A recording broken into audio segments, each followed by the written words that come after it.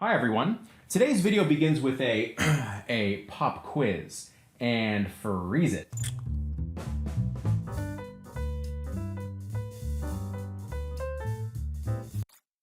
So don't feel too bad if you didn't get the answer. After all, you're only human and can only pay visual attention to one thing at a time. That little exercise is going to be the springboard for the following painting lecture. Let's get going. This is a photograph. I'll do a study from this at the end of the video, but just looking at this photograph, the first thing I notice is this dome structure. Probably a lot of us noticed that first. It has a lot of contrast and visual interest.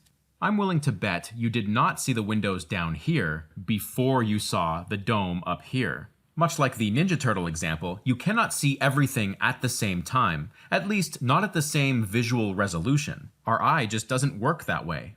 The thing we choose to focus on, consciously or otherwise, resolves first. If I had given you more time to see the Ninja Turtles, you would have seen them. Just like with this photograph, I could zoom in and gain all kinds of visual resolution. I can count the windows on this building. I can see all of the little skylights and air conditioning units. I can go up here and see all of these columns. The repetitive windows on this building become extremely obvious. But all of that is secondary to the simple fact that I noticed this area first. This is a simple observation, sure, but it's critical. What you're identifying is how you experience the scene. That's an observation that can guide you in your painting. Now, of course, as painters, we are painting still pictures too, but we have this thing called edges. Edges can be used to simulate this visual interaction I'm talking about. I like to think about 4 overall categories of edge: hard, firm, soft, and lost. This right here is a hard edge. Hard edges have a razor-sharp delineation between shapes. Next, the firm edge. A firm edge needs to be a hair softer than the hard edge, while still maintaining the appearance of a hard edge. A soft edge, as the name implies, has a very noticeable softness or blending between 2 shapes.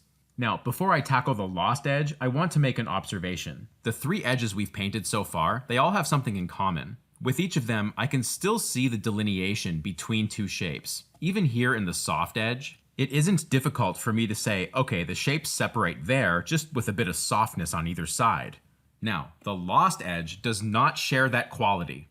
A lost edge loses the delineation between shapes. This means that multiple shapes can merge together into the appearance of one shape. Let's use this chart now to analyze some paintings. Here's a beautiful figure painting by Zhou Ming Wu.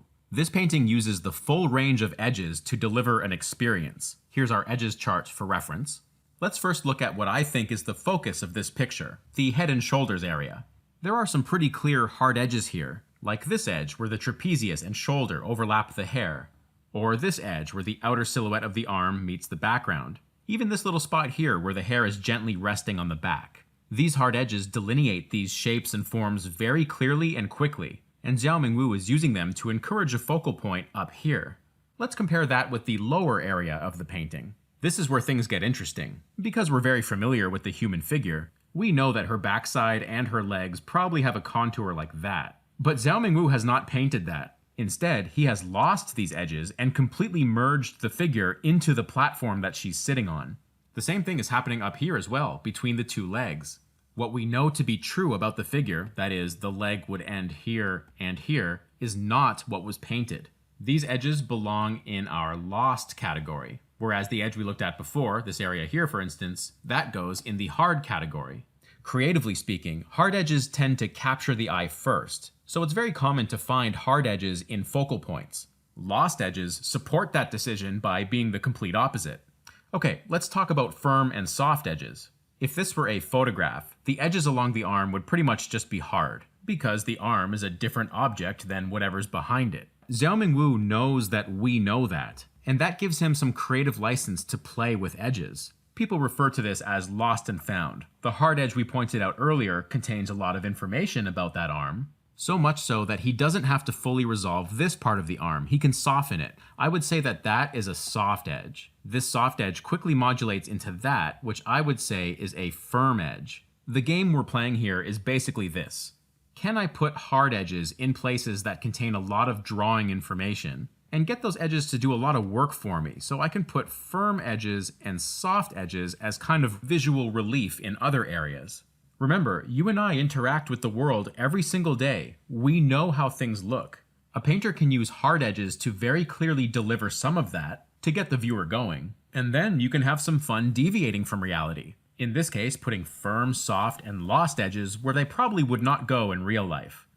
Here are two beautiful pieces by Craig Mullins. In both of them, he's using the idea of focus to drive many edge decisions. We'll start with this painting here. While those horses sure are great, Mullins is encouraging us to focus more on the riders. To pull this off, the horses merge generously into remarkably few shapes. Those are lost edges. The horses are not entirely lost, of course. I would say the neck of the horse there and the head of the horse there. I would actually put those somewhere in between hard and firm. You can do that, by the way. This edge chart implies gradients between categories. Now the riders have edge variety too, but it's the inverse of the horses. On the whole, they have harder edges. For instance, look at their white vests, really popping out with hard edges against the background. Even down to the highlights on the brims of their hats and these little details and reflections. I would put all of those in the hard edge category.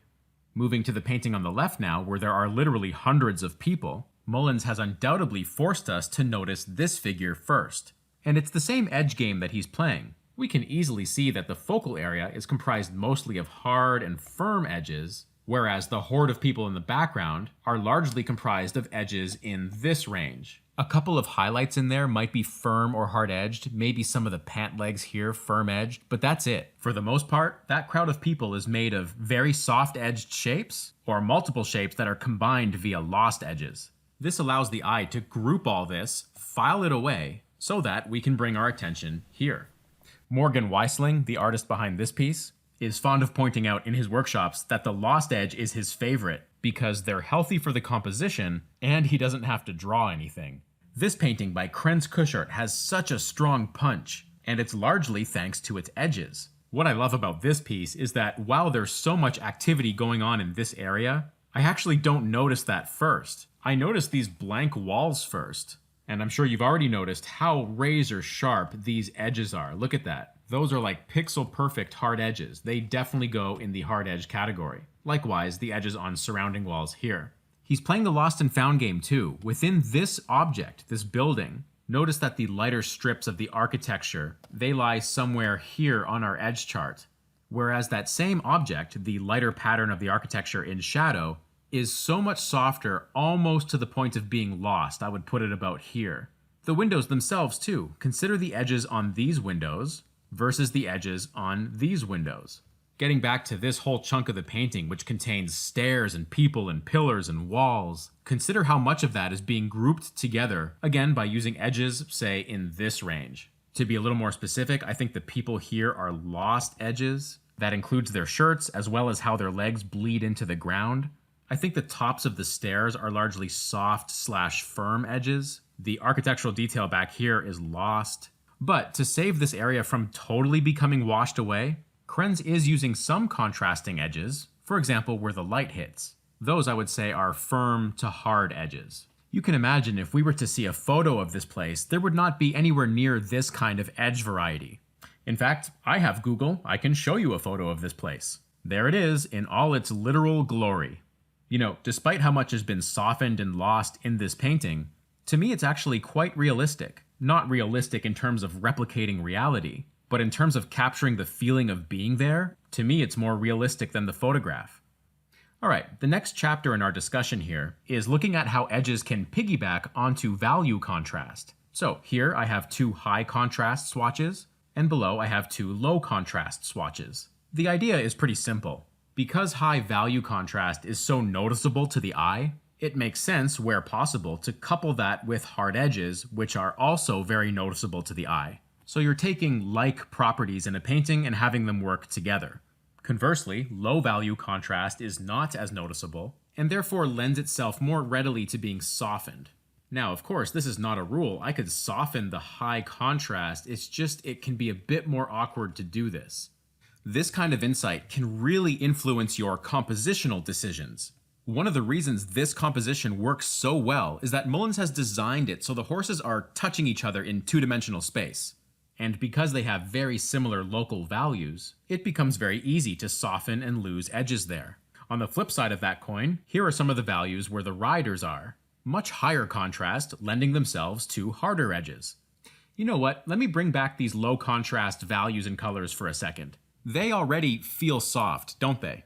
And yet, the edges are physically hard. But that's the thing with low contrast shapes. Again, they lend themselves to softness. And a good painter, like Richard Schmid, will take full advantage of that in their work. It's pretty simple. Higher contrast shapes where the couple is kissing, i.e. the focus of this piece. Hard and firm edges piggyback on that, and lower value contrast to allow that bench to vanish into the background. I want to go back to the Mullins painting quickly to point out that while these foreground figures here do share some edges with the main figure, they're played secondary to the main figure because of this value grouping.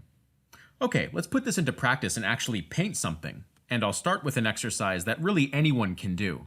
Load up a canvas, and I'll bring in my brushes and a color picker. Now what we want to do here is make this edge chart, but with different brushes in our collection. The first brush I'll choose is this one here. This makes a pretty hard edge stroke by default.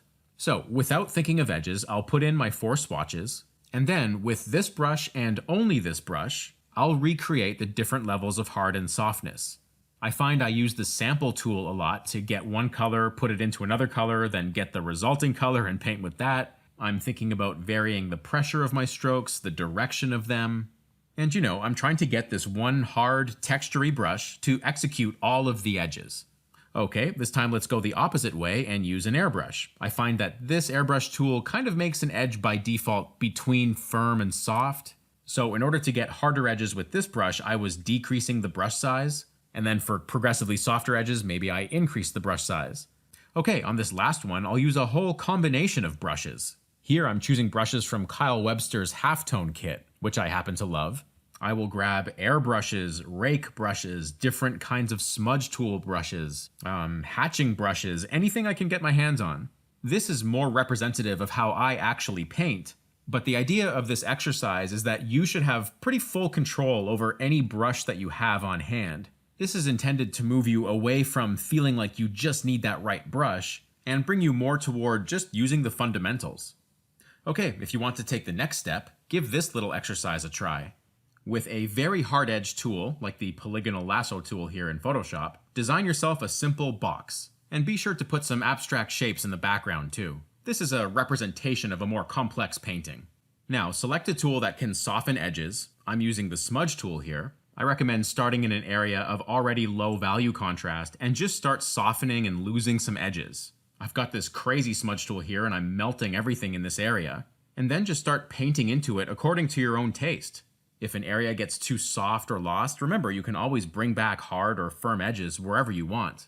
In fact, that's a very painterly technique. It's kind of what I'm doing here. I'm testing how soft or lost I can go, and I'll purposely kind of push it too far. And then switching to edges that are harder, I'll try and balance it so some areas of the composition are more visually important and some are less. If you've never tried this, the thing you might be surprised by is you don't need a picture full of hard edges just for it to look in focus. Well-placed areas of hard or firm edges, that'll do it. And then the soft and lost edges can add variety and interest from a painterly perspective.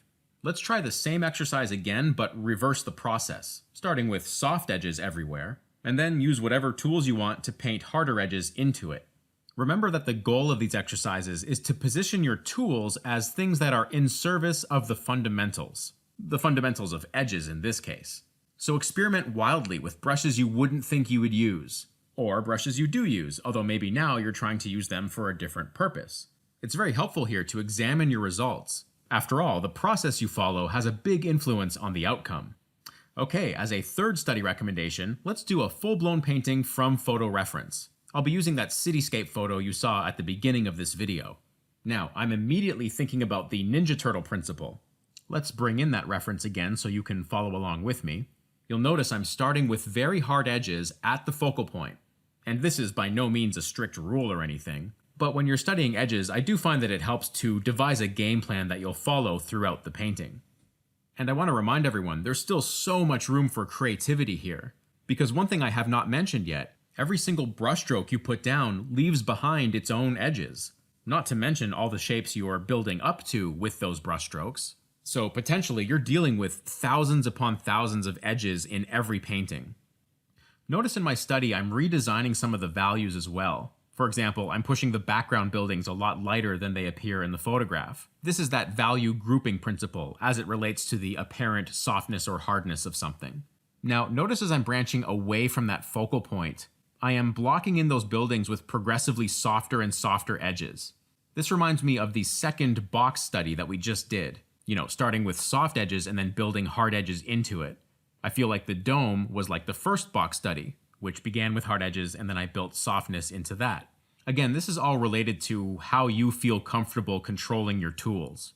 And I just want to say, if you're brand new to digital painting, or any type of painting for that matter, it's conceivable that you don't have any of this control yet. I know I didn't when I first started.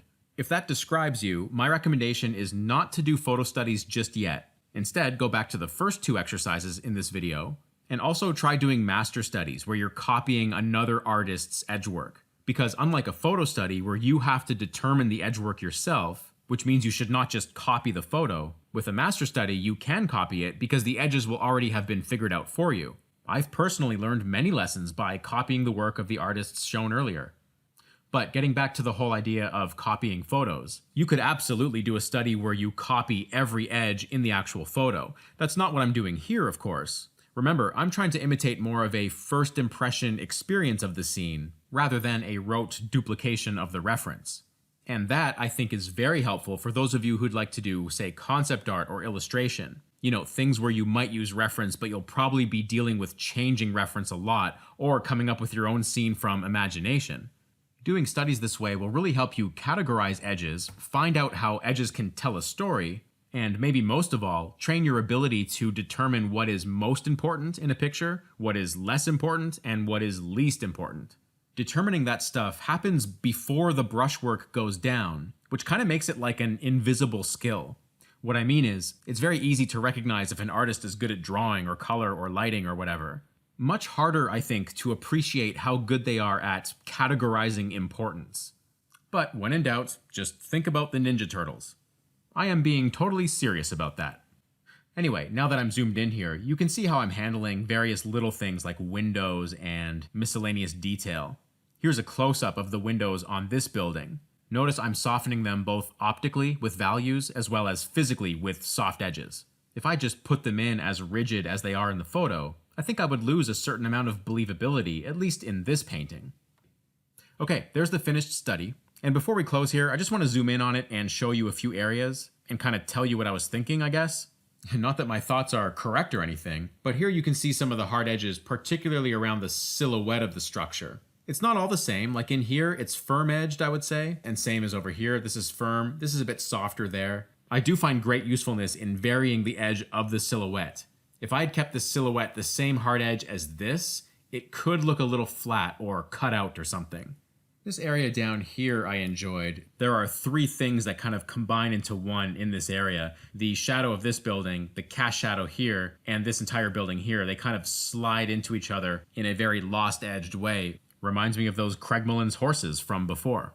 Moving on to this building, it's another example of where I've kept the edge pretty hard right there, but very quickly it degrades into soft and then ultimately lost edges.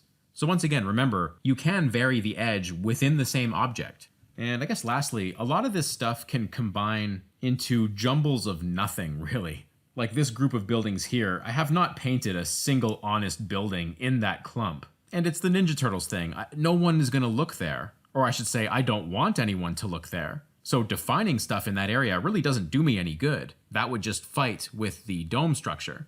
So I was sure to soften and lose edges, and I guess I just used brushstrokes that kind of imitated the squareness of buildings. And as I slowly sweep through the picture, you can see that kind of aesthetic applied to many areas that I don't think the audience should notice right away. But ultimately, remember that all that close-up stuff is meant to work in the context of the entire picture. Thanks for watching, everyone. Give the channel a subscribe. I try and release new painting lessons every month. You can find me on Instagram at Bucci blog. And lastly, if you're craving more content, I have a 20% off sale at my store until April 15th. That's marcobucciartstore.com. Happy painting, and I'll see you in another video. Look, check this out. This guy can even move his arm.